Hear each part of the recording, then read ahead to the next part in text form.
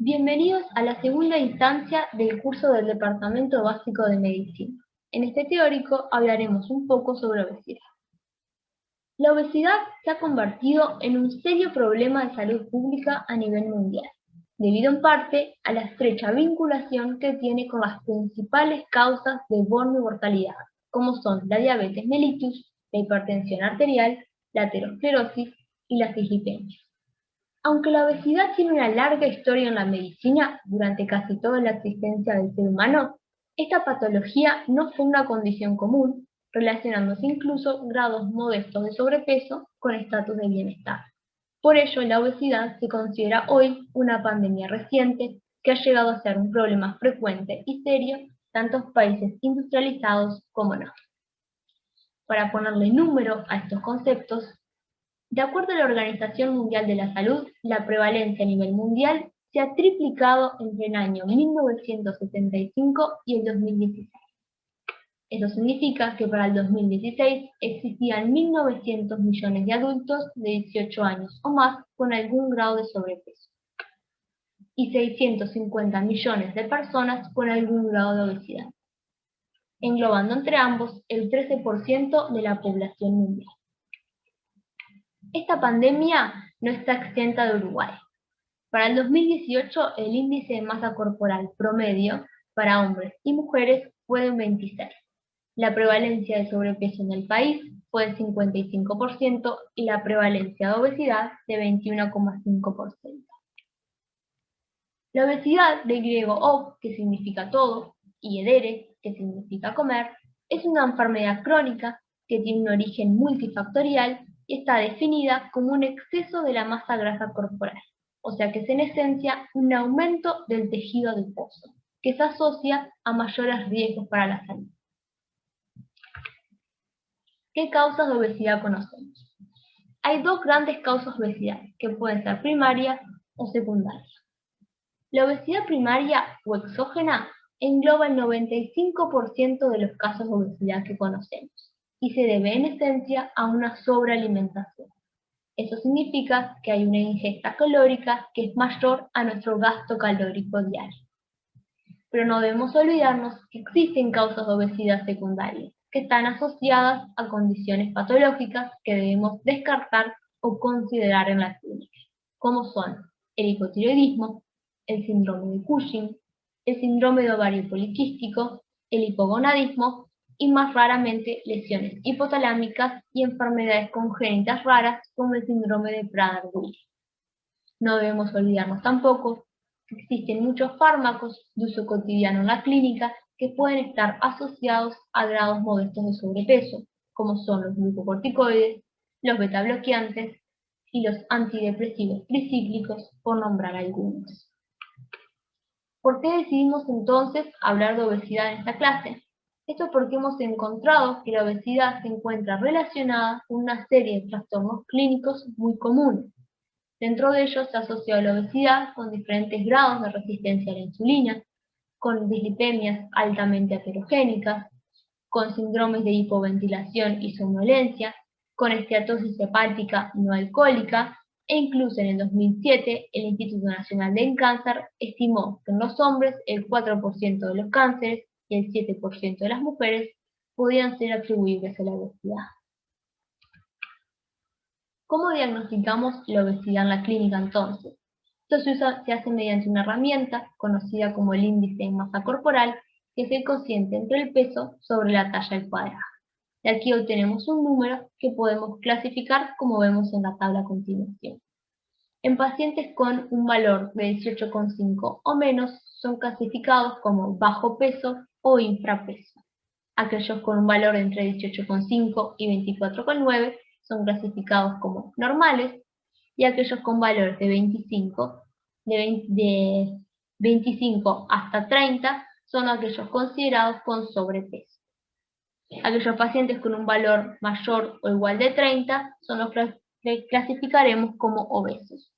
A su vez, podremos subclasificar la obesidad como obesidad tipo 1, aquellos con valores de 30 a 34,9, obesidad tipo 2, aquellos con valores de 35 a 39,9 y obesidad tipo 3 u obesidad mórbida aquellas con valores mayores de 40. Si bien nosotros utilizamos el índice de masa corporal como herramienta diagnóstica de la obesidad, este no es un buen predictor del riesgo cardiometabólico que tiene este paciente. Y eso se debe a que el índice de masa corporal asume que tenemos una distribución homogénea del tejido adiposo en el cuerpo, que sabemos que no es lo que sucede habitualmente en los pacientes, sino que los hombres tienen una distribución del tejido adiposo predominantemente androide, lo que significa que tienden a acumular el tejido adiposo en el abdomen y en la nuca, mientras que las mujeres tienen de forma predominante una obesidad ginoide, con acumulación del tejido adiposo en el muslo y las caderas. ¿Por qué es importante la distribución del tejido adiposo en las personas? Esto se debe a que la población de obesos es inmensamente heterogénea y significa que no todo paciente obeso va a sufrir las alteraciones metabólicas que vamos a hablar a continuación, sino que existen pacientes que son obesos pero que son metabólicamente sanos y existen obesos que son metabólicamente enfermos. De esto a su vez se desprende que pueden existir personas con un índice de masa corporal normal, pero que sí tienen alteraciones que son más comunes en pacientes obesos. O sea que no todos es importante recordar que no todos los obesos están necesariamente enfermos, sino que existen algunos que son sanos.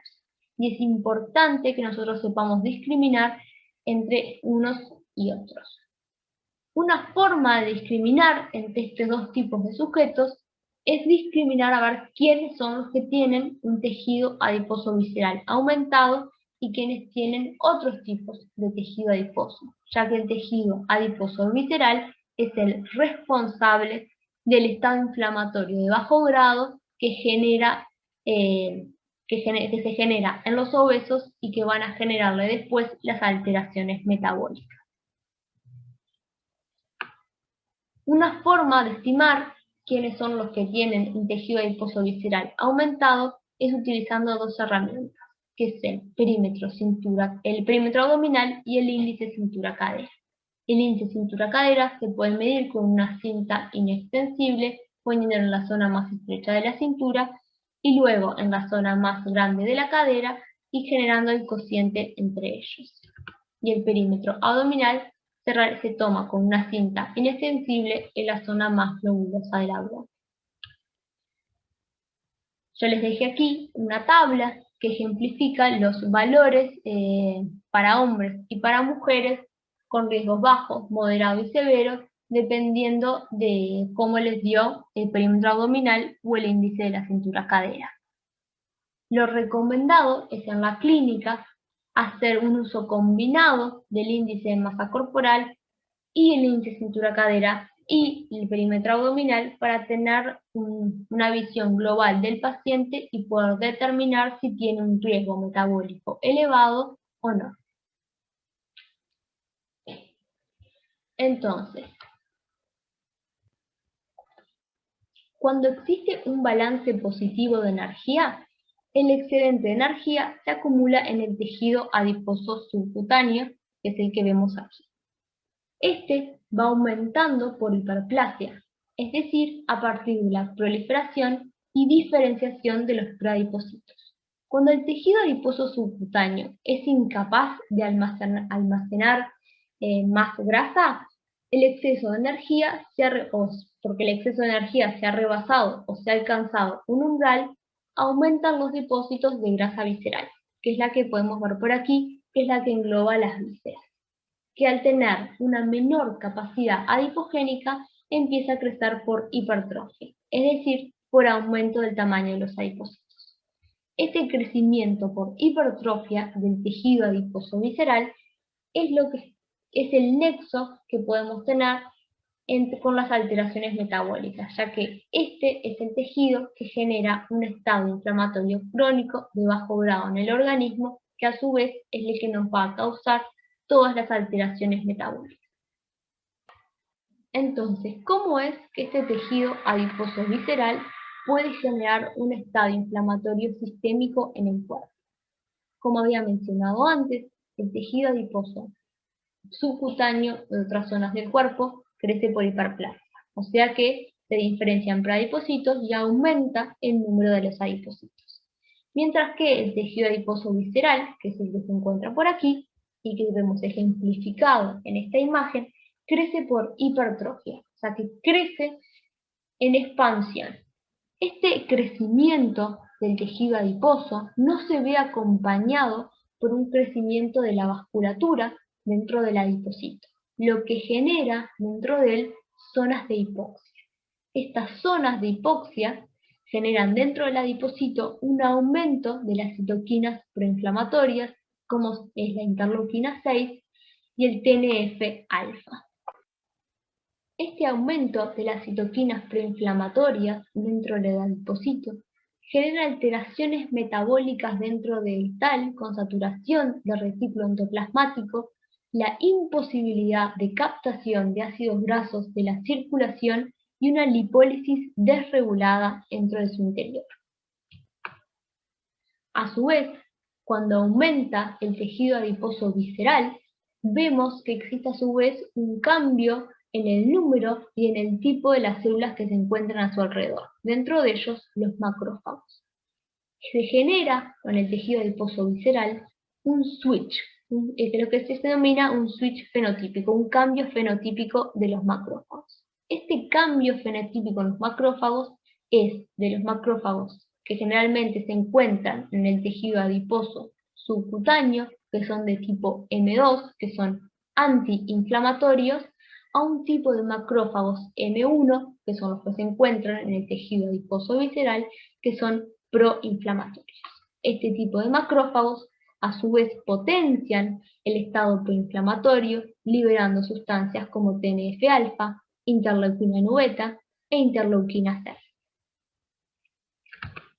Podemos ver en esta imagen, a modo de resumen, como en el tejido adiposo normal tiene alrededor de un 10% de macrófagos, con una proporción de macrófagos M2 mayor que los macrófagos M1 proinflamatorios, y que cuando existe un aumento desregulado de los adipocitos de forma hipertrófica en el tejido adiposo visceral, se ven zonas de hipoxia dentro del adipocito por la poco crecimiento de la vasculatura, con aumento de los macrófagos M1 por encima de los macrófagos M2, siendo que ahora en este tipo de tejidos los macrófagos ocupan el 40% en vez del 10% de las células, con un franco predominio M1 con liberación de adipoquinas y citoquinas proinflamatorias que ayudan a perpetuar la inflamación crónica sistémica de bajo grado que se puede ver en la obesidad.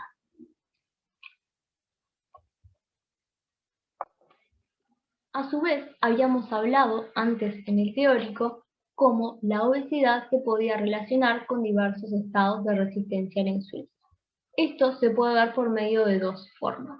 Por un lado, podemos tener defectos en la señalización del receptor, ya sea por la inhibición o disminución del número de receptores de insulina, o puede ser secundario al aumento de mediadores contrainsulínicos que contrarrestan los efectos metabólicos de la insulina.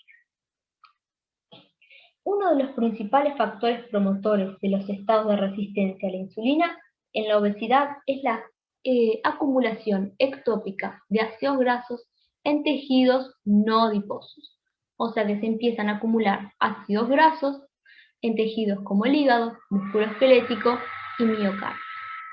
Estos tejidos, a diferencia del tejido adiposo, no tienen la capacidad de acumulación ni de utilización de ácidos grasos como tiene el tejido adiposo. Lo que sucede entonces cuando hay una excesiva oferta de ácidos grasos, ya que el tejido adiposo visceral no puede seguir acumulándolos y genera este estado de inflamación, se empiezan a acumular en estos tejidos que no pueden almacenarlos o utilizarlos. Los ácidos grasos y derivados intracelulares que se acumulan aquí son potentes inhibidores de las vías de señalización intracelular inducidas por la insulina, con la consiguiente pérdida de sensibilidad a esta hormona. Por otro lado, podemos tener como pérdida de sensibilidad de la insulina a los aumentos mediadores contrainsulínicos. La disfunción adipositaria que se genera a nivel del tejido adiposo aumenta el número de citoquinas proinflamatorias como el TNF-alfa e interleuquina 6. Este tipo de citoquinas llevan el cuerpo a un estado catabólico en los tejidos periféricos con estimulación de la lipólisis, glucogenólisis e inhibición de las actividades biosintéticas que se oponen a la actividad anabólica de la insulina, generando por tanto una resistencia a los efectos de esta. Otra forma que tiene el cuerpo de seguir perpetuando este estado inflamatorio de bajo grado es a partir de los receptores tipo TOL4. El sistema inmune innato tiene este tipo de receptores a nivel de las membranas de muchas células del cuerpo, como por ejemplo los eritrocitos y algunos tipos de tejido. Este tipo de receptores tiene el objetivo de reconocer los patrones moleculares asociados a patógenos con el objetivo de mantener nuestro sistema inmune funcionando y libre de patógenos. El problema es que existe alguna evidencia que los ácidos grasos saturados son capaces de unirse a este tipo de receptores, los tipos TOL4, y activar las vías de señales vinculadas de este receptor. La interacción entre los ácidos grasos y el receptor tipo 4 induce la síntesis de citoquinas proinflamatorias como TNF-alfa, interleuquina 1 beta, interleuquina 6, interleuquina 8 e interleuquina 12. Y se ha visto en estudios realizados con cultivos celulares in vitro la demostración de efectos negativos de estas citoquinas proinflamatorias liberadas sobre la captación de la glucosa y el metabolismo de los ácidos grasos. Otra de las consecuencias negativas que tiene la obesidad, además de la resistencia periférica a la insulina, que ya explicamos, son las dislipemias altamente heterogénicas, caracterizadas por una tríada de hipertrigliceridemia, bajo HDL y LDL densas y pequeñas. Como ya hemos descrito antes, la lipólisis aumentada y desregulada que existe por las profundas alteraciones metabólicas que genera el estrés oxidativo dentro del adipocito, genera que haya un aumento de los ácidos grasos libres. Ese aumento de los ácidos grasos libres genera lo que se llama, que habíamos hablado previamente, una lipotoxicidad, con el depósito de ácidos grasos en tejidos donde no deberían estar, como por ejemplo el hígado, generando en ese lugar un aumento de la esteatosis hepática no alcohólica. Vemos a su vez la generación de partículas LDL densas y pequeñas que son altamente heterogénicas porque tienen una mayor capacidad de penetración de la barrera endotelial y persisten más tiempo en la circulación, favoreciendo la formación de placas de ateroma.